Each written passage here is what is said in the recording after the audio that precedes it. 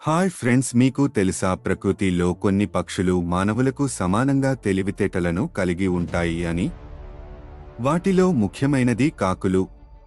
కాగితాలు లేదా కాకులు అద్భుతమైన తెలివితేటలను ప్రదర్శిస్తాయి. ఈ తెలివితేటలతో అవి అనేక క్లిష్టమైన పనులను కూడా చేయగలవు.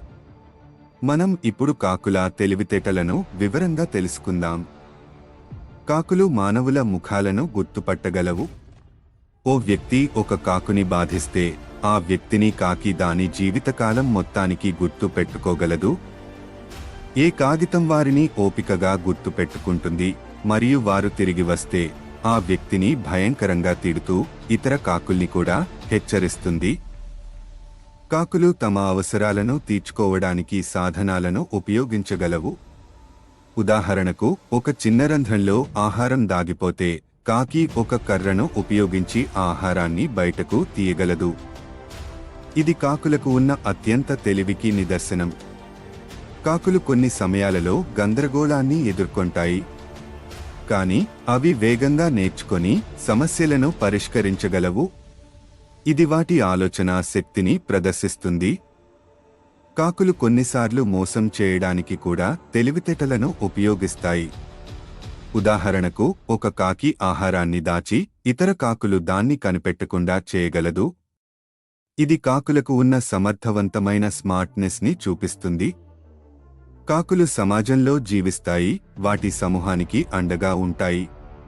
వాటి సమూహంలో ఒక కాకి ప్రమాదంలో ఉంటే ఇతర కాకులు దాన్ని రక్షించడానికి ముందుకు వస్తాయి.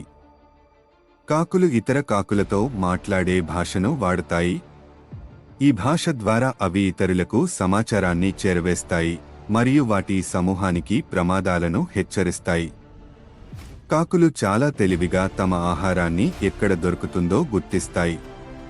అవి మానవుల చేతుల్లో ఉన్న ఆహారాన్ని కూడా చూసి దానిమీద దాడి చేయగలవు మరియు వెంటనే అవసరం లేని ఆహారాన్ని కాకులు భవిష్యత్తులో ఉపయోగించడానికి దాచిపెట్టగలవు.